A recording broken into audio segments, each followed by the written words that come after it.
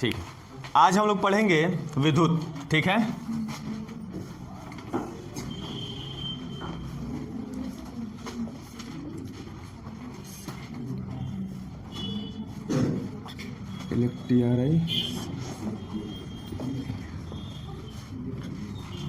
विद्युत हम पढ़ेंगे, इलेक्ट्रिसिटी पढ़ेंगे। ठीक है, पहले लिखना शुरू कर देता है बस। सर, तुम्हारे नाम का मतलब होता है सब्र करना, और तुम्हारे अंदर नाम मात्र भी सब्र नहीं है। बताओ, तुम अपने नाम के विपरीत चल रहे हो।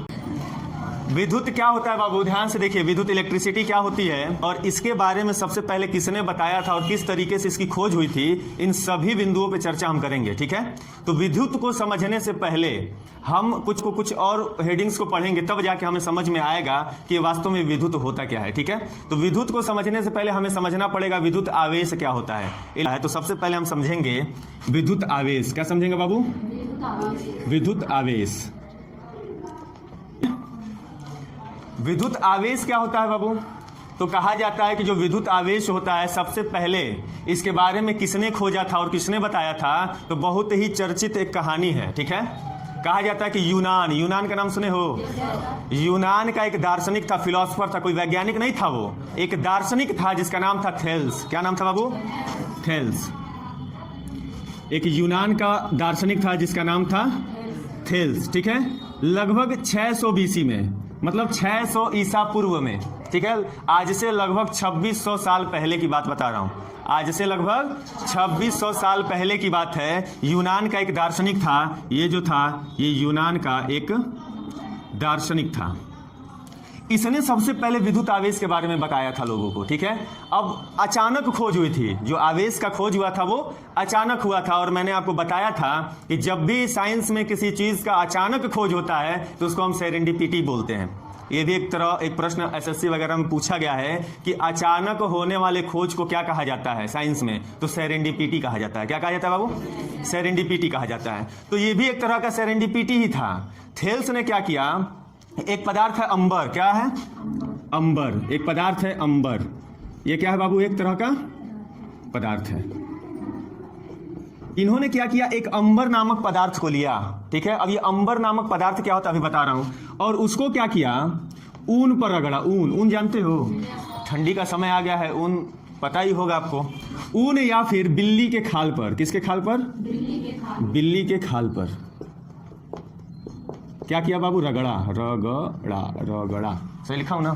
चलिए, तो थेल्स जो दार्शनिक था उसने क्या किया, अंबर नामक पदार्थ लिया और ऊन लिया, और उस ऊन पर या फिर बिल्ली के खाल पर उस अंबर नामक पदार्थ को क्या किया, रगड़ने लगा। और जब रगड़ने लगा तो वो अपने आंखों के सामने एक चमत्कार को होते हुए देखा। ठीक है, लेकिन समझ नहीं पाया कि यह आवेश ही है। जैसे हम छोटे छोटे कागज के टुकड़ों को तोड़ लेते हैं, ठीक है, और तोड़ के इस पेन को अपने बाल में ऐसे रगड़ते हैं, और रगड़ के जैसे ही उसके आसपास से गुजारते हैं वो कागज का टुकड़ा उस पर चिपकता है। बात समझिएगा। चलिए, तो अब देखिए, थेल्स नामक जो दार्शनिक था उसने इस अंबर नामक पदार्थ को ऊन और बिल्ली के खाल से जब रगड़ा, और रगड़ने के बाद जब देखा कि कुछ हल्की वस्तुएं, ध्यान से सुनिए, हल्की वस्तुएं उस पत्थर से, इस पदार्थ से आकर चिपक जा रही हैं, तो वो सोचा कि ये हो कैसे रहा है। बिना रगड़े जब उस हल्के पदार्थों के पास से गुजार रहा था तो चिपक नहीं रहा था, लेकिन रगड़ने के बाद वह कौन सा चमत्कार हो जा रहा था, वह कौन सी शक्ति इसमें आ जा रही थी जिस शक्ति के कारण वो इस पे चिपक जा रहा था। तो ये ज्यादा समझ नहीं पाया इस चीज को। ठीक है, ये ज्यादा इस चीज को समझ नहीं पाया, बस इसने ऐसे खोज कर दिया कि रगड़ते हैं तो इसमें शक्ति आ जाती है और चिपक जाता है। बस ये यही जानता था और बताता था लोगों को। ठीक है, अब समझते हैं ये अंबर क्या है। अंबर एक पदार्थ होता है। ठीक है, जुरासिक पार्क कितने लोग देखे हैं मूवी? हॉलीवुड का जुरासिक पार्क देख लीजिएगा। ऐसी मूवियाँ देखना चाहिए भाई। तुम लोग क्या देख, हम दिल दे चुके सनम, ऐसा मूवी मत देखो। आप लोग कुछ साइंस फ्रैक्शन वाला मूवी देखा करो। जुरासिक पार्क के बहुत सारे पार्ट हैं जिसमें डायनासोर्स की उत्पत्ति कैसे हुई थी और डायनासोर कैसे कैसे क्या क्या होता है। बहुत अच्छी मूवी है, मैं बहुत पहले ही देखा था। उसमें आप देखोगे तो उसमें एक गोंद दिखाया जाता है और उस गोंद के अंदर एक मच्छर पैक रहता है। देखें आप लोग? जो नहीं देखें देख लीजिएगा। ठीक है, तो ये अंबर जो पदार्थ होता है, जो पेड़ पौधों से निकाला गया जो गोंद होता है, वही जब समय बीतने के साथ वो गोंद चट्टान के जैसे ठोस अवस्था में परिवर्तित हो जाता है तो उसी पदार्थ को हम कहते हैं अंबर। बात समझ में आ गई? अंबर पदार्थ क्या होता है? जो पेड़ पौधों से निकाला गया गोंद होता है और निकाल कर रख दिया जाता है तो काफी समय बाद वो ठोस अवस्था में परिवर्तित हो जाता है, तो उसी ठोस अवस्था को हम कहते हैं अंबर। अब वही अंबर इनसे रगड़ के ये देखा था थेल्स, लेकिन समझ नहीं पाया कि वह एक विद्युत आवेश है। इसको समझने का काम किसने किया? इसको समझने का काम किया था बेंजामिन फ्रैंकलिन। नाम सुने हैं? एक और वैज्ञानिक आता है, ये अमेरिका का वैज्ञानिक था 1750 में, बेंजामिन फ्रैंकलिन। ये 1750 में। ये कहाँ का था बाबू? अमेरिका का रहने वाला था। ठीक है, तो अमेरिका का एक वैज्ञानिक था जिसका नाम था बेंजामिन फ्रैंकलिन। अब इसने क्या किया? थेल्स नामक दार्शनिक ने तो बता दिया ऐसा होता है, लेकिन ऐसा क्यों होता है उसके बारे में किसने बताया? बेंजामिन फ्रैंकलिन ने बताया था। इन्होंने कहा कि जब हम दो वस्तुओं को, ठीक है, किसी पे रगड़ते हैं, किसी अन्य वस्तु पे या किसी खाल पे या ऊन पे रगड़ते हैं तो उसमें चार्ज उत्पन्न होता है, उसमें आवेश उत्पन्न होता है और उस आवेश के कारण उसमें आकर्षित और प्रतिकर्षित करने की क्षमता डेवलप होती है। ठीक है, मतलब जब हम किसी वस्तु को किसी अन्य वस्तु से रगड़ते हैं तो रगड़ने के बाद उस पर क्या उत्पन्न होता है? आवेश उत्पन्न होता है और उस आवेश के कारण उस वस्तु में किसी वस्तु को आकर्षित करने या फिर प्रतिकर्षित करने की क्षमता आती है। ठीक है, तो इसके बारे में किसने बताया था? बेंजामिन फ्रैंकलिन ने बताया था। इन्होंने कहा कि ऐसा क्यों हो रहा है, तो बेंजामिन फ्रैंकलिन ही पहला वैज्ञानिक था जिन्होंने कहा था कि आवेश दो प्रकार के होते हैं। आवेश कितने प्रकार के होते हैं? दो प्रकार के होते हैं। एक धनावेश। कौन है? कौन है? बैठा दो, कह दो बगल में बैठे, बाद में मिलेंगे हम। बगल में बैठा दो, कह दो अभी सर पढ़ा रहा। तो बेंजामिन फ्रैंकलिन ने बताया था कि आवेश दो प्रकार के होते हैं, एक धनावेश होता है और एक ऋणावेश होता है। एक क्या होता है बाबू? धनावेश होता है और एक होता है ऋणावेश होता है। मतलब एक पॉजिटिव चार्ज होता है और एक नेगेटिव चार्ज होता है। किसने बताया था? यह भी प्रश्न बन चुका है कि आवेश दो प्रकार का होता है, एक पॉजिटिव चार्ज एक नेगेटिव चार्ज। इसके बारे में सबसे पहले किसने बताया था? तो बेंजामिन फ्रैंकलिन ने बताया था। कितने सन में बताया था? 1750 में बताया था। बेंजामिन फ्रैंकलिन किस देश का निवासी था? ये सारे प्रश्न बन चुके हैं। तो छोड़ दोगे आएगा तो? नहीं छोड़ोगे, करके पकड़ के नहीं आना है। ठीक है, अब देखो ये तो हमें पता चल गया। अब इन्हीं धनावेशों और ऋणावेशों की वजह से उस पदार्थ में आकर्षण करने की क्षमता, किसी वस्तु को आकर्षित करने की क्षमता और प्रतिकर्षित करने की क्षमता आ रही है। तब फिर इन्होंने रिसर्च किया और बताया कि कब कब प्रतिकर्षण होता है और कब कब आकर्षण होता है। तब इन्होंने कहा कि जब समान चार्ज होंगे, समान प्रकार के, मतलब एक समान प्रकार के चार्ज होंगे, आवेश होंगे, तो वो एक दूसरे को प्रतिकर्षित करेंगे। ठीक है, जैसे इन्होंने कहा कि जब प्लस और प्लस होगा आमने सामने तो एक दूसरे को क्या करेंगे? प्रतिकर्षित करेंगे, मतलब धक्का मार देंगे। जब प्लस और प्लस को एक पास लाएंगे तो ये चिपकेगा नहीं, क्या कर देगा? धक्का मार देगा, प्रतिकर्षित कर देगा। बात समझ में आ गई? समान प्रकार के चार्ज, जब माइनस और माइनस आएगा तब भी क्या होगा? प्रतिकर्षित होगा, प्रतिकर्षण होगा, प्रतिकर्षित करेगा। तो मैंने कहा एक समान प्रकार के चार्ज जब आपस में आते हैं, एक साथ आते हैं, तो एक दूसरे को क्या करते हैं? प्रतिकर्षित करते हैं, धक्का देते हैं। तो चाहे वो प्लस प्लस हो चाहे माइनस माइनस हो। फिर इन्होंने देखा कि जब हम प्लस और माइनस को एक साथ लाते हैं, जब विपरीत आवेश को एक साथ लेकर आते हैं, ठीक है, जब विपरीत आवेश को एक साथ लेकर आते हैं तो एक दूसरे को क्या करते हैं? आकर्षित करते हैं। एक दूसरे को क्या करते हैं? आकर्षित। अगर यह प्लस है या माइनस है लेकर आएंगे, आपस में चिपक जाएंगे। ठीक है, मतलब आकर्षित कर लेंगे। बात समझ में आ रही है? हम अपने व्यवहारिक जीवन में भी देखते हैं इस तरह का आकर्षण प्रतिकर्षण होता है। मान लो अगर पुरुष पुरुष है तो क्या करेगा? एक दूसरे को देख के आकर्षित होगा, प्रतिकर्षित हो जाएगा। लेकिन अगर एक पुरुष है एक महिला है तो क्या होगा? आकर्षण होगा। ये संसार का नियम है, इसमें हंसने वाली बात नहीं है। अब इसी चीज को इस पे लागू कर दो। जब पॉजिटिव मतलब पुरुष तो प्रतिकर्षण, एक दूसरे को धक्का मार के भगाएगा, चल भाग। आज जब महिला आ जाएगी तो उसको बड़ा मजा आ रहा है।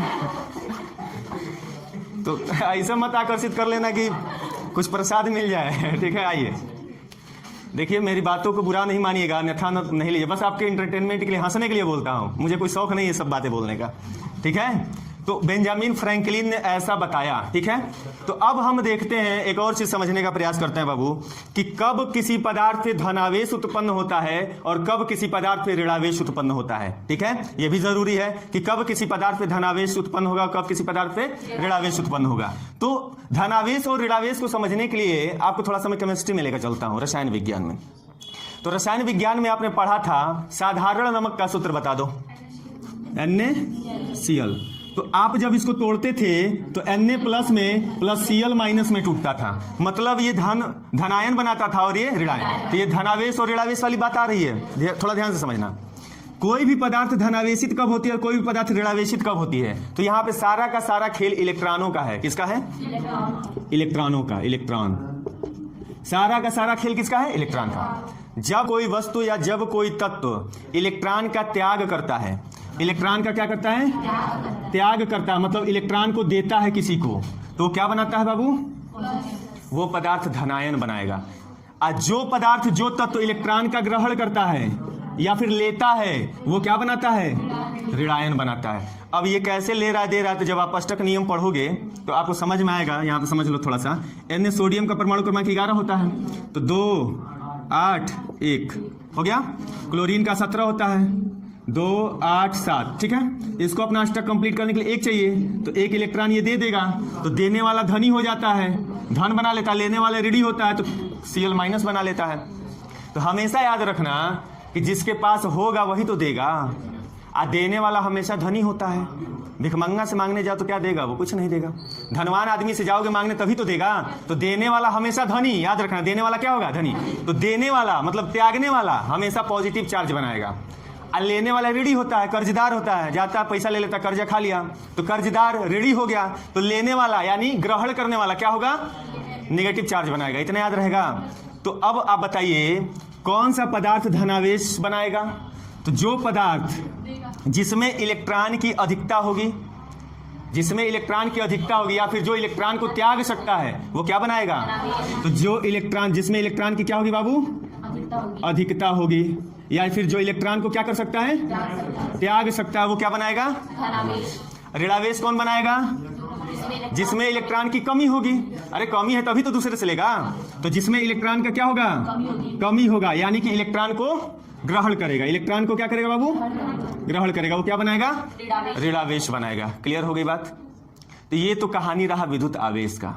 अब जाके बेंजामिन फ्रैंकलिन जो थे, जब इतना खिचड़ी पका चुके, पूरा तहरी बना दिए, रायता फैल गया पूरा, तब जाके विद्युत आवेश क्या होता है उसकी परिभाषा इन्होंने बताया। अब विद्युत आवेश किसे कहते हैं भाई? तो एक सम्मिलित रूप से अगर इसको परिभाषित किया जाए तो कैसे करेंगे? तो कहा जाता है कि किसी भी पदार्थ का वह गुण जिसके कारण उसमें विद्युत क्षेत्र, विद्युत तथा चुंबकीय प्रभाव उत्पन्न होता है, तो उसे विद्युत आवेश कहते हैं। बहुत सिंपल है, सुनिए।